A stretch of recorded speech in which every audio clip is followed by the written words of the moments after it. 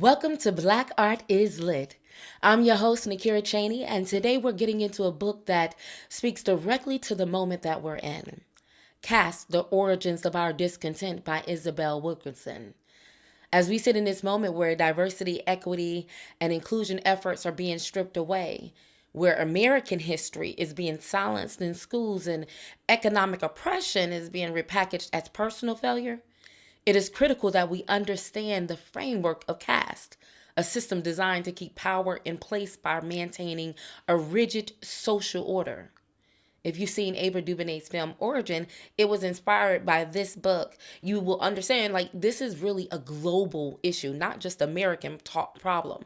And what Ava does is she takes Isabel Wilkerson's research and weaves it within real world stories showing how caste operates not just here, but in India, how it operated in Nazi Germany and beyond. It's a reminder that we're not just talking about race, we're talking about hierarchy, control, and the systems that determine who rises and who is kept at the bottom. So this episode is not just a book discussion. We're talking about a call to action. I really encourage you to share this with your friends and those that really need to know what powers are at play right now. These are the type of conversations that we need to be having right now, because understanding the system is the first step to changing it. So let's get into it. As we go about our daily lives, Caste is the wordless usher in a darkened theater. Flashlight cast down in the aisles, guiding us to our assigned seats for a performance.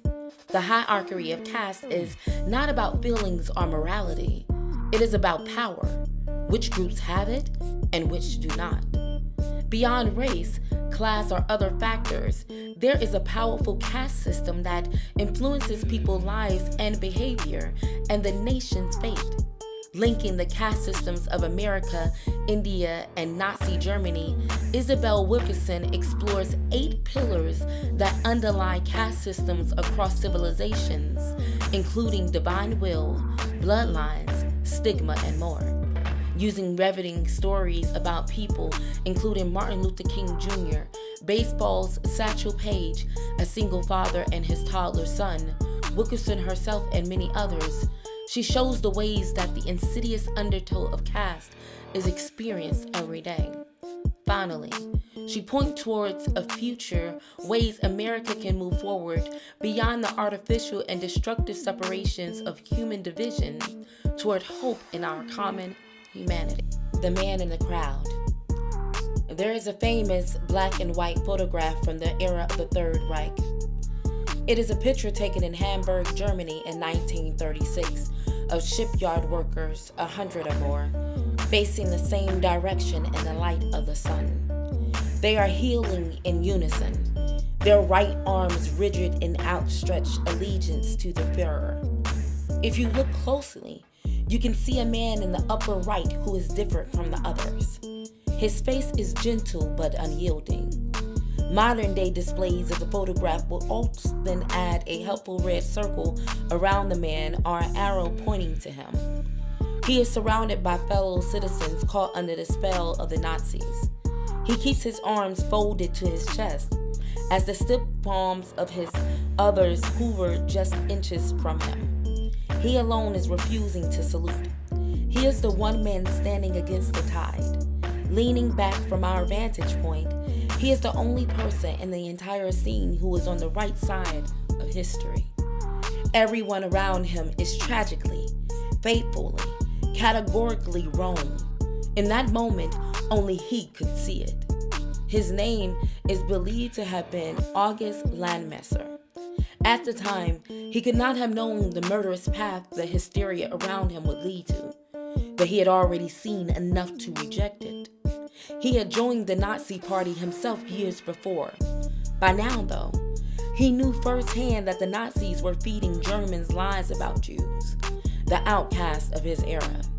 That even this early in the Reich, the Nazis had caused terror, heartache, and disruption.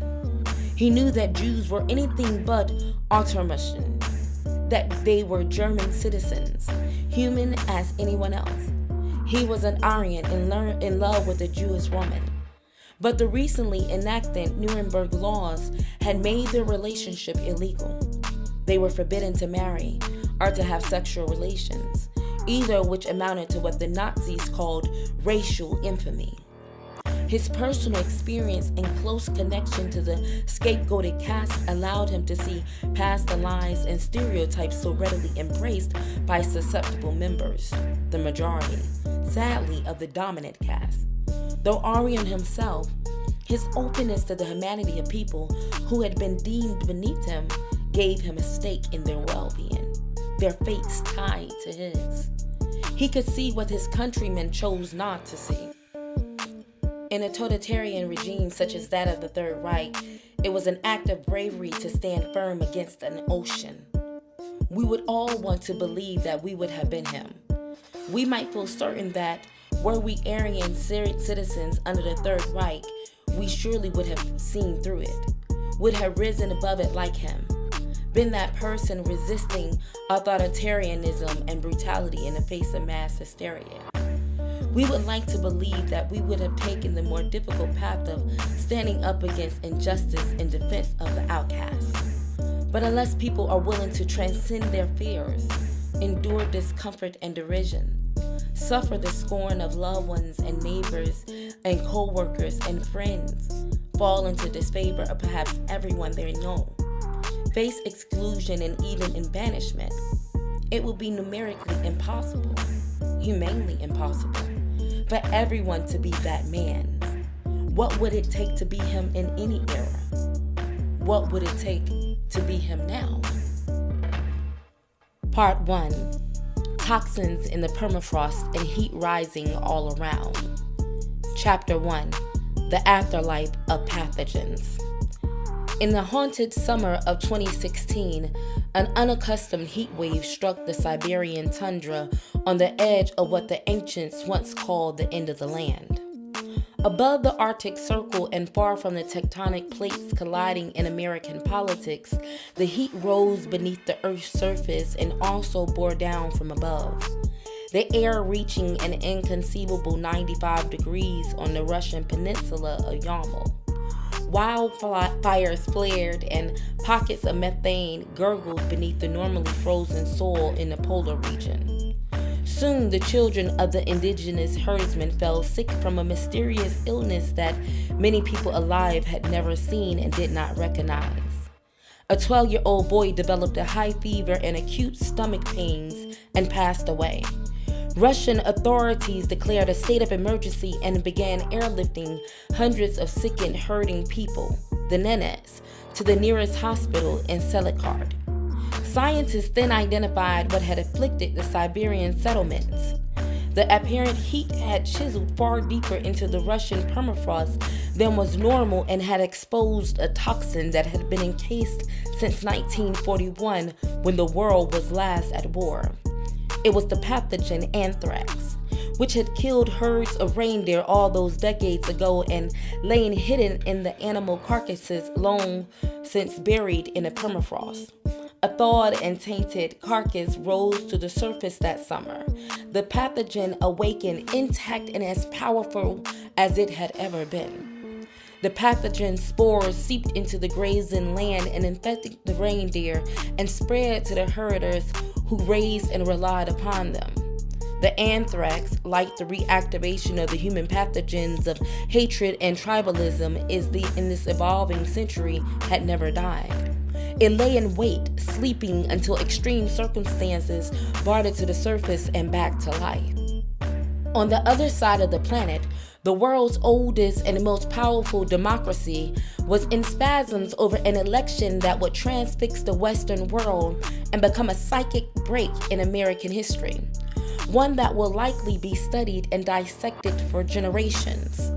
That summer and into the fall and in the ensuing years to come, amid talk of Muslim bans, nasty women, border walls, and shithole nations, it was common to hear in certain circles the disbelieving cries, "This is not America," or "I don't recognize my country," or "This is not who we are," except that this was and is our country, and this was and is who we are, whether we have known or recognized it or not.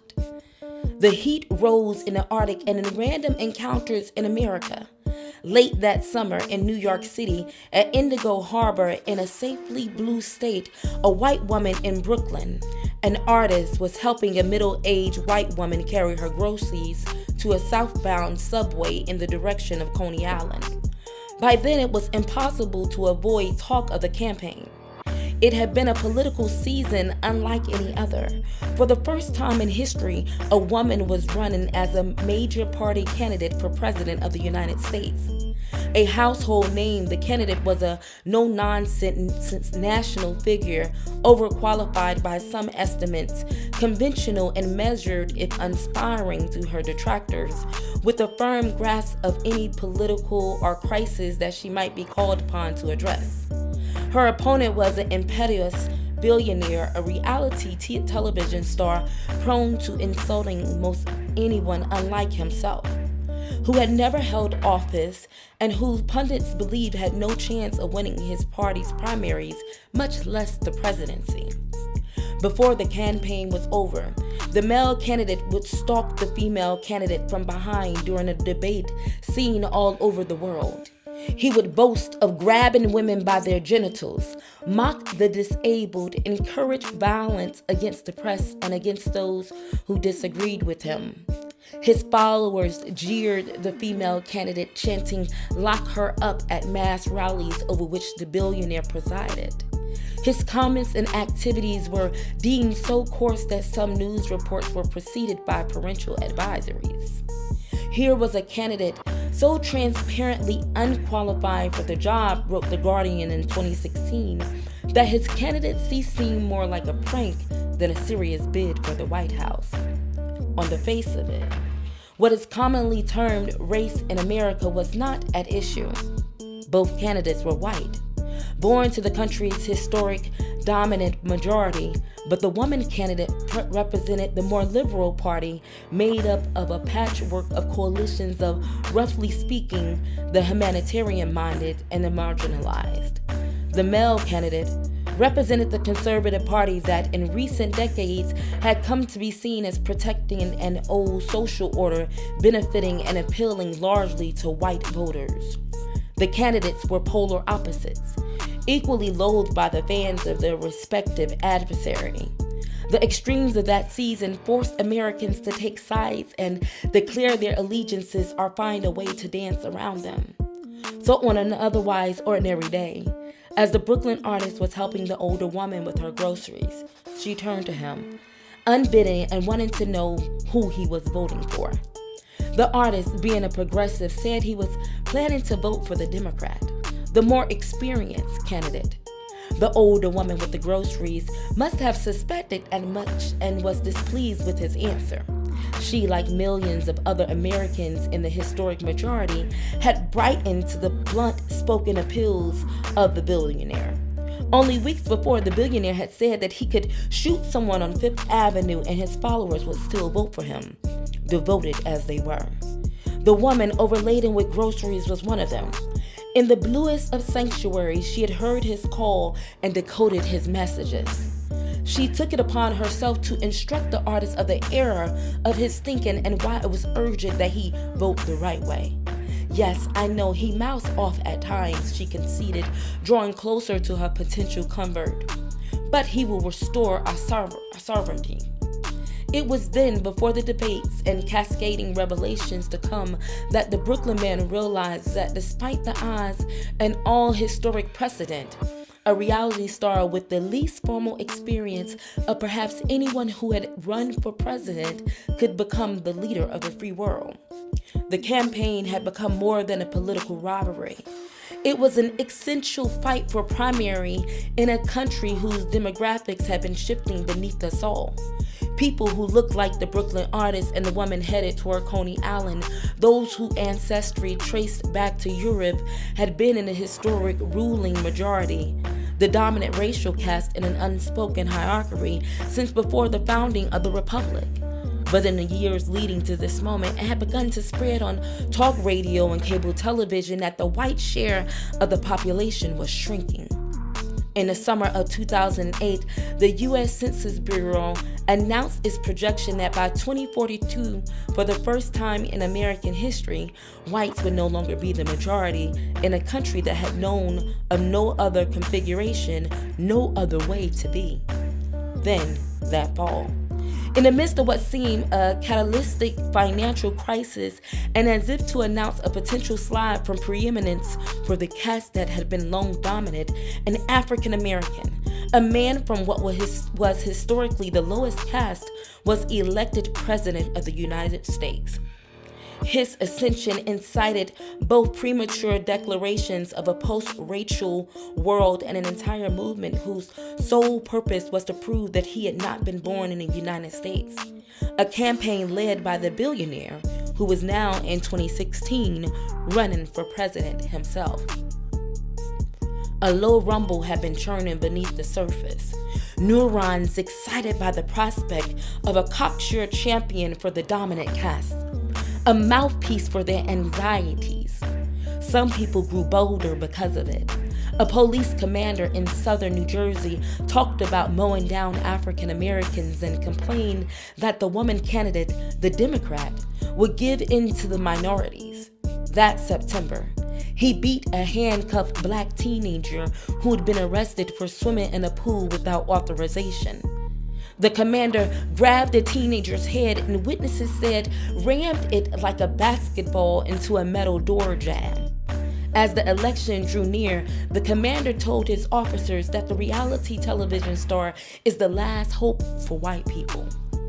Observers the world over recognized the significance of the election.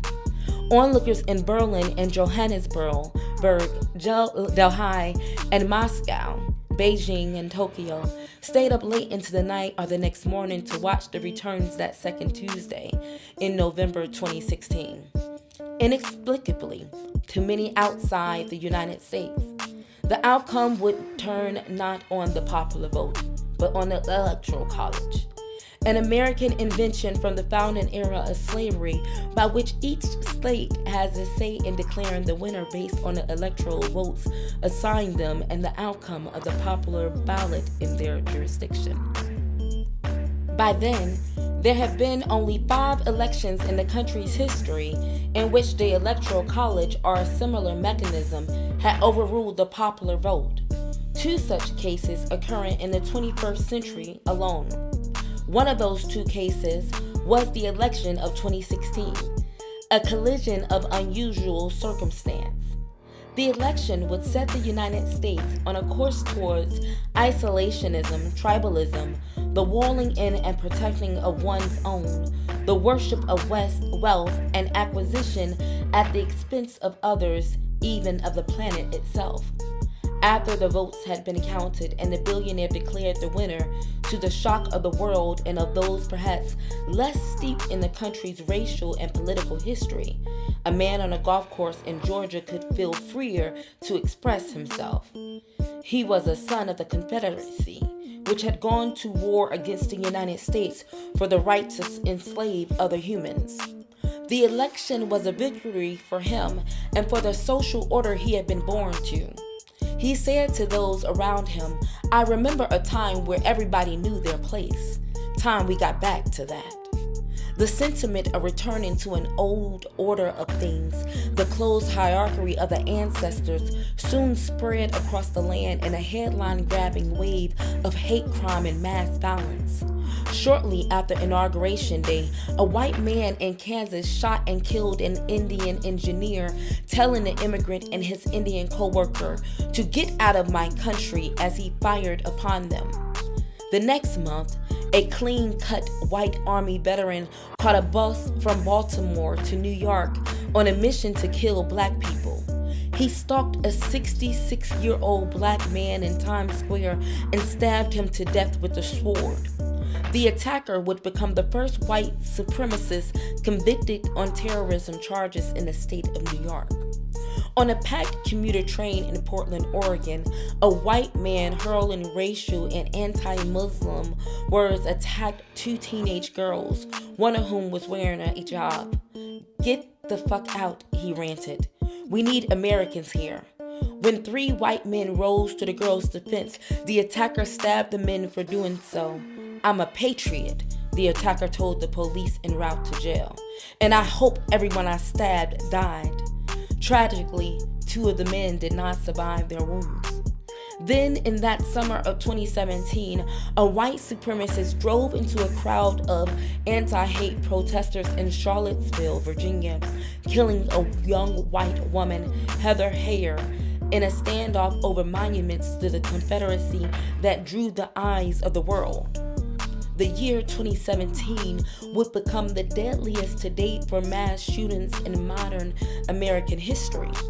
In Las Vegas, there occurred the country's largest such massacre, followed by one mass shooting after another in public schools, parking lots, city streets, and superstores across the nation. In the fall of 2018, 11 worshipers were slain at a Jewish synagogue in Pittsburgh in the worst anti-Semitic attack on U.S. soil.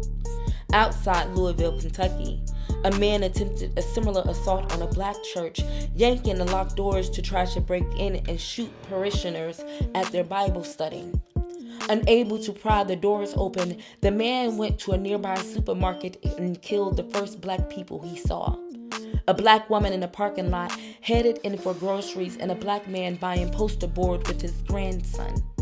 An armed bystander happened to see the shooter in the parking lot, which got the shooter's attention. "Don't shoot me," the shooter told the onlooker, "and I won't shoot you." According to news reports, whites don't kill whites. In the ensuing months, as the new president pulled out of treaties and entreated dictators, many observers despaired on the end of democracy and feared for the republic.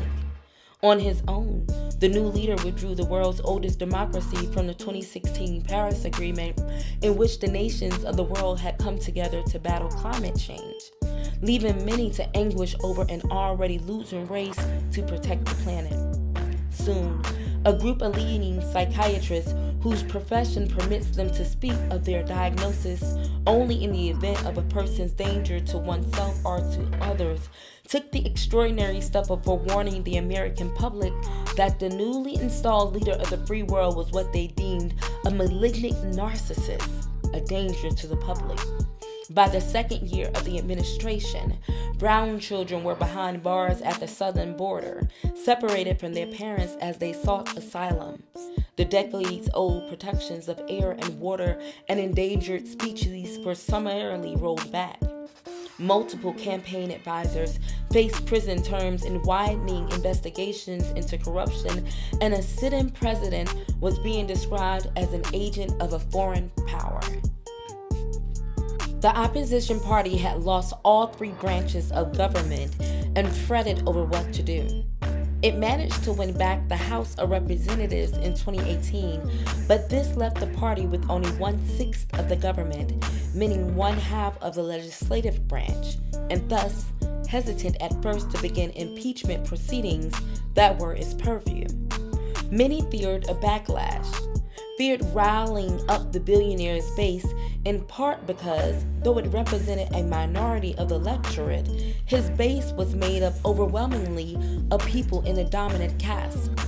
The single-mindedness of the president's followers and the anguish of the opposition seemed to compromise the system of checks and balances thought to be built into the foundation, and meant that, for a time, the United States was not, in the words of the Democratic Party chair in South Carolina, a fully functional democracy. By the end of the 3rd year, the president was impeached by opponents in the lower chamber and later acquitted by loyalists in the Senate, their votes falling along party lines that reflected the fractures in the country as a whole. It was only the 3rd such impeachment trial in American history.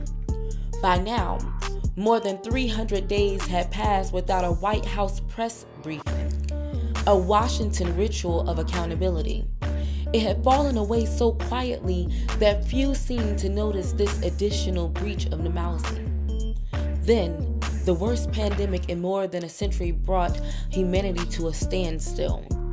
The president dismissed it as a Chinese virus that would disappear like a miracle, called the growing uproar a hoax, disparaged those who disagreed or sought to forewarn him. Within weeks, the United States would be afflicted with the largest outbreak in the world. Governors pleading for test kits and ventilators. Nurses seen wrapping themselves in trash bags to shield against contagion as they worked and aided the sick. The country was losing the capacity to be shocked. The unfathomable became just another part of one's day. The discord of a single term portending more turmoil to come. What had happened to America? What could account for tens of millions of voters choosing to veer from all custom and to put the country and thus the world in the hands of an untested celebrity, one who had never served in either war or public office, unlike every man before him, and one whose rhetoric seemed a homing device for extremists? Were the coal miners and auto workers restless in stagnating economy? Were the people in the heartland lashing back at the coastal elites? Was it a portion of the electorate was just ready for a change? Was it really true that the woman in the race, the first to make it this close to the nation's highest office, had run an unholy mess of a campaign, as two veteran political journalists put it? Was it that urban, meaning black, voters did not turn out and the evangelical, meaning white, voters did? How could so many people, ordinary working folks who needed health care and education for their children, protection of the water they drink and the wages they depend upon, vote against their own interests, as many progressives were heard to say in the fog of that turning point in political history? These were all popular theories in the aftermath, and there may have been some element of truth in a few of them. The earth had shifted overnight, or so it appeared. We have long defined earthquakes as arising from the collision of tectonic plates that force one wedge of earth beneath the other. Believe that the internal shoving match underneath the surface is all too easily recognizable. In classic earthquakes, we can feel the ground shudder and crack beneath us.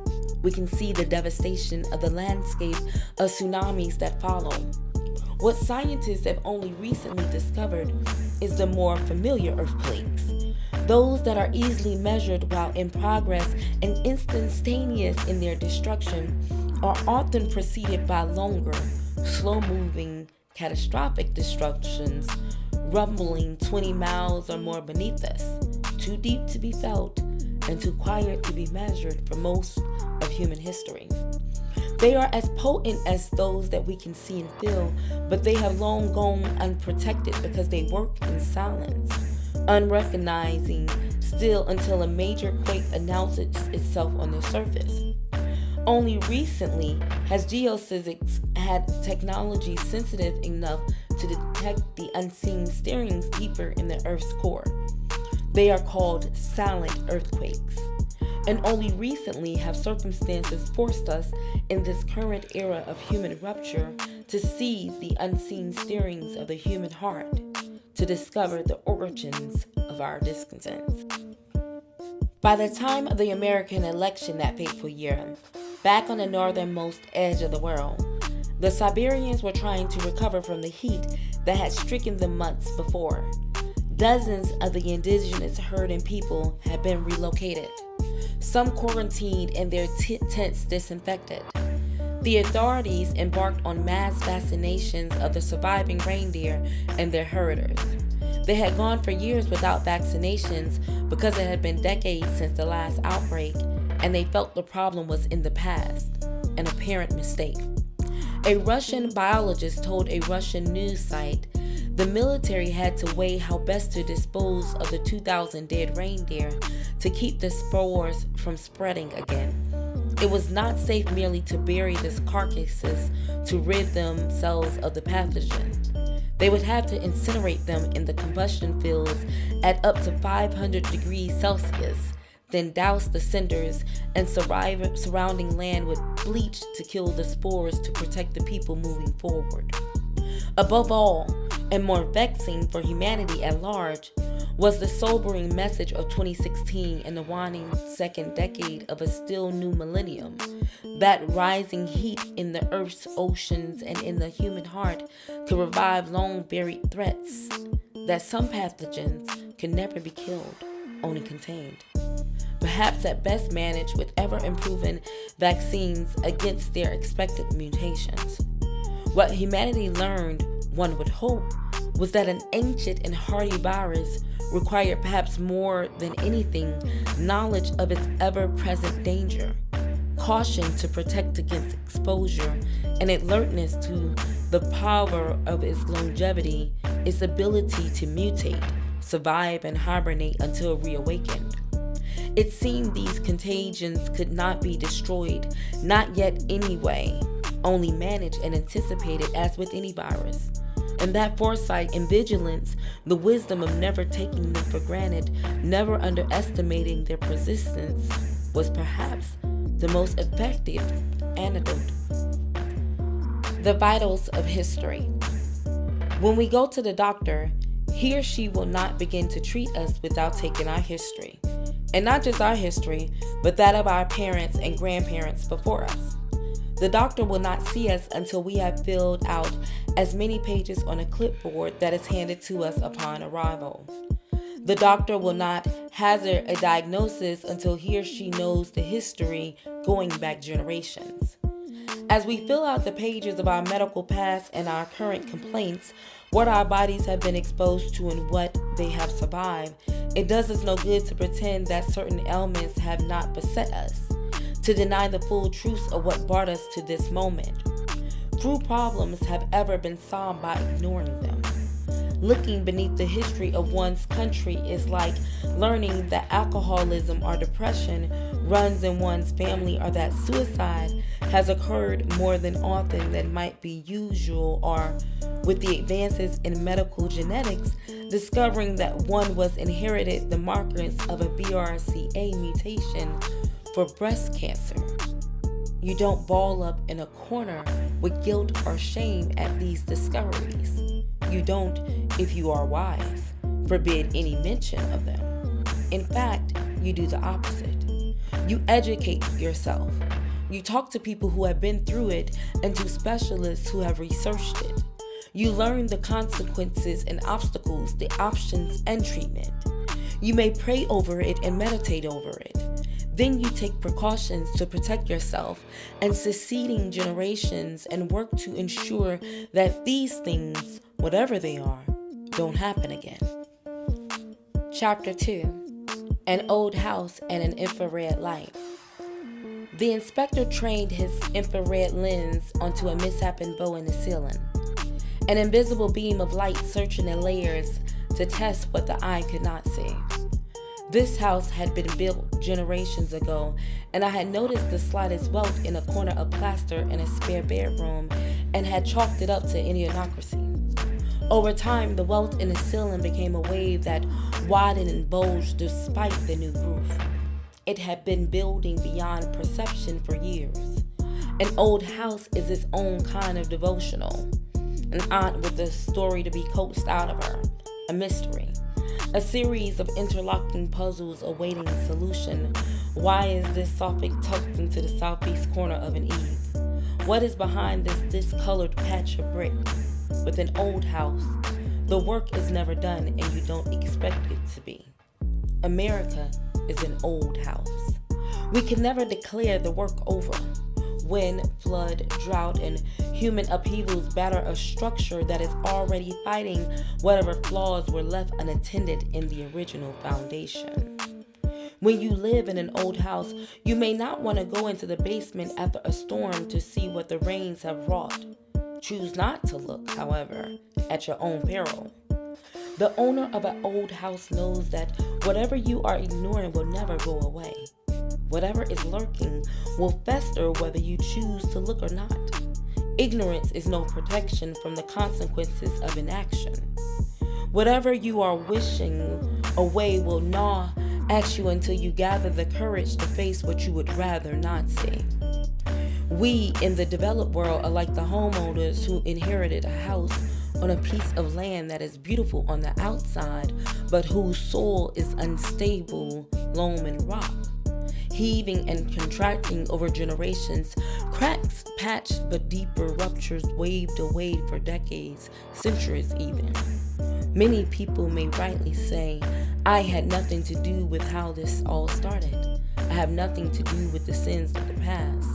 My ancestors never attacked indigenous people, never owned slaves. And yes, not one of us was here when this house was built. Our immediate ancestors may have had nothing to do with it, but here we are, the current occupants of a property with stress cracks and bowed walls and fixtures built into the foundations. We are the heirs to whatever is right or wrong with it. We did not erect the uneven pillars or joists, but they are ours to deal with now. And any further deterioration is, in fact, on our hands. Unaddressed, the ruptures and diagonal cracks will not fix themselves. The toxins will not go away, rather will spread, leach, and mutate as they already have. When people live in an old house, they come to adjust to the idiosyncrasies and outright dangers skulking in an old structure. They put buckets under a wet ceiling, prop up gnawing floors, step over the rotting wood thread in the staircase. The awkward becomes acceptable, and the unacceptable becomes merely inconvenient. Live with it long enough and the unthinkable becomes normal. Exposed over the generations, we learn to believe that the incomprehensible is the way that life is supposed to be. The inspector was facing the mystery of the misshapen ceiling, and so he first held a sensor to the surface to detect if it was damp. The reading inconclusive, he then pulled out the infrared camera to take a kind of x-ray of what was going on. The idea being that you cannot fix a problem until and unless you can see it. He could now see past the plaster, beyond what had the wall papered or painted over, as we now are called upon to do in the house we live in, to examine a structure built long ago, like other old houses. America has an unseen skeleton, a caste system that is as central to its operation as are the studs and jolts that we cannot see in the physical buildings we call home. Caste is the infrastructure of our divisions. It is the architecture of human hierarchy, the subconscious code of instructions for maintaining, in our case, a 400-year-old social order. Looking at caste is like holding the country's x-ray up to the light. A caste system is an artificial construction, a fixed and embedded ranking of human value that sets the presumed supremacy of one group against the presumed inferiority of other groups on the basis of ancestry and often immutable traits that would be neutral in the abstract but are ascribed life and death meaning in a hierarchy favoring the dominant caste whose forebears designed it. A caste system uses rigid, often arbitrary boundaries to keep the ranked groupings apart, distinct from one another and in their assigned places. Caste can be seen as a universal form of human division that could be applied to many hierarchies in the world, but throughout human history. Across time and space, 3 caste systems have stood out to this day. The tragically accelerated, chilling, and officially vanquished caste system of Nazi Germany, the lingering millennia-long caste system of India, and the shape-shifting, unspoken, race-based caste pyramid in the United States. Each version relied on stigmatizing those deemed inferior to justify the dehumanization necessary to keep the lowest ranked people at the bottom and to rationalize the protocols of enforcement. A caste system endures because it is often justified as divine will, originating from sacred texts or the presumed laws of nature, reinforced throughout the culture and passed down through the generations. As we go about our daily lives, Caste is the wordless usher in a darkened theater, flashlight cast down in the aisles, guiding us to our assigned seats for a performance. The hierarchy of caste is not about feelings or morality. It is about power, which groups have it and which do not. It is about resources, which caste is seen as worthy of them and which are not. Who gets to acquire and control them and who does not. It is about respect, authority, and assumptions of competence. Who is accorded these and who is not. As a means of assigning value to groups of humankind, caste guides each of us often beyond the reaches of our awareness. It embeds into our bones an unconscious ranking of human characteristics and set forth the rules, expectations, and stereotypes that have been used to justify brutalities against entire groups within our species. In the American caste system, the signal of rank is what we call race, the division of humans on the basis of their appearance. In America, race is the primary tool and the visible decoy, the front for caste. Race does the heavy lifting for a caste system that demands a means of human division. If we have been trained to see humans in the language of race, then caste is the underlying grammar that we encode as children, as when learning our mother tongue. Caste, like grammar, becomes an invisible guide not only to how we speak, but to how we process information. The autonomic calculations that figure into a sentence without having to think about it. Many of us have never taken a class in grammar, yet we know in our bones that a transitive verb takes an object, that a subject needs a predicate. We know without thinking the difference between third-person singular and third-person plural. We may mention race referring to people as black or white or Latino or Asian or indigenous, where what lies beneath each label is centuries of history and assigning of assumptions and values to physical features in a structure of human hierarchy. What people look like, or rather the race they have been assigned or perceived to belong to, is a visible cue to their caste.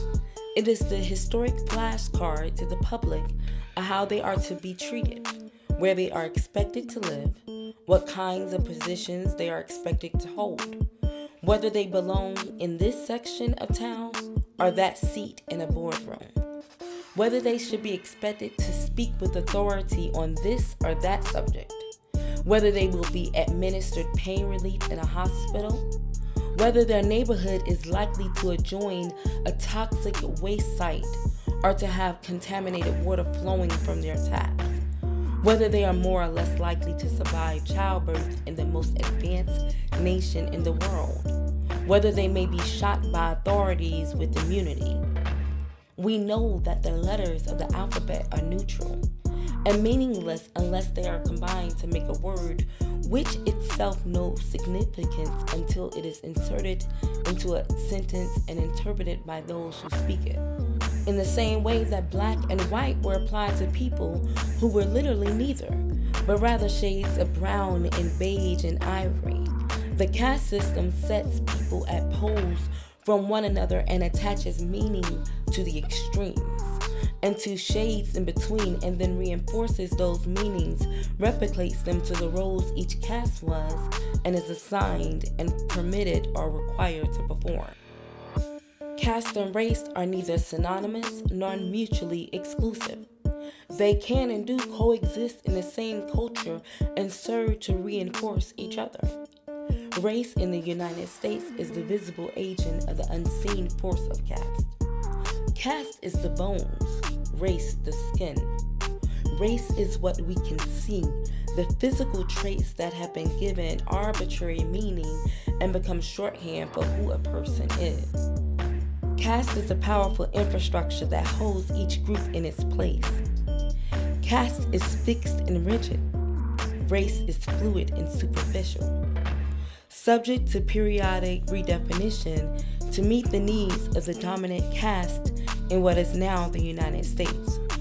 while the requirements to qualify as white have changed over the centuries, the fact of a dominant caste has remained constant from its inception. Whoever fit the definition of white at whatever point in history was granted the legal rights and privileges of the dominant caste. Perhaps more critically and tragically, at the other end of the ladder, the subordinated caste too has been fixed from the beginning as the psychological floor beneath which all other castes cannot fall.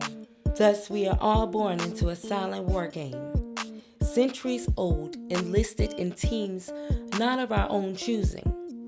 The side to which we are assigned in the American system of categorizing people is proclaimed by the team uniform that each caste wears, signaling our presumed worth and potential. That any of us manages to create abiding connections across these manufactured divisions is a testament to the beauty of the human spirit. The use of inherited physical characteristics to differentiate inner abilities and group value may be the cleverest way that a culture has ever devised to manage and maintain a caste system. As a social and human division, wrote the political scientist Andrew Hacker, of the use of physical traits to form human categories, it surpasses all others, even gender, in intensity and subordination. All right, and that is Caste, The Origins of Our Discontent by Isabel Wilkerson. In just this intro, Isabel lays just the groundwork for understanding that caste is not about a social class or racial divide, but it really is this system that's set to determine, or pretty much to keep the dominant caste in power at all times. We're not having a disagreements about whose skin color, what's your skin color. This is really about who is going to remain in power and who is going to remain in a lower place. I love the analogy of that. This is like an old house that we've all inherited, whether we built it or not. If it has cracks in it, ignoring those cracks is not going to make it go away. Have you ever tried to ignore something and it just keeps getting worse? And pretty much that's what happens when you ignore the systems of caste. They continue to get worse and to grow over time. And so that's where the conversation about caste really connects to what we're seeing play out in America today. People think that this is a democracy that values fairness, but the reality is that wealth and power are being concentrated in America into the hands of a few. And this is why you keep hearing the terms, these modern day oligarchs. They are shaping policies and influencing elections, as well as determining which media outlets are being heard. You're looking at the rollback of our DEI programs. You're talking about cutting into federal aid, as well as rewriting or determining what history is told in school. These are not isolated issues. We're not talking about, oh, this just happened to happen. These are not coincidences. This is all a part of maintaining a system that keeps certain groups at the top while ensuring that others struggle to rise. That is about caste. And if you haven't seen Ava DuVernay's Origin, I really do. I hope you go out and see it. That film, it dives into this book, and the way she weaves the story together is phenomenal in showing that this is not, again, an American problem. We're talking about a global issue, and some of those scenes in that film is absolutely phenomenal. So just as we move forward with this, I want you to sit with this question: who benefits from keeping things the way that they are? And what happens if we refuse to see the cracks in America's foundation? Look at what is happening. So I encourage you to share this. Thank you so much for tuning in with me. You can follow us at Black Artist Lit. I'm also at Nikira, that's Nykiera, at most social media platforms. Thank you for listening, and remember, Black art is lit.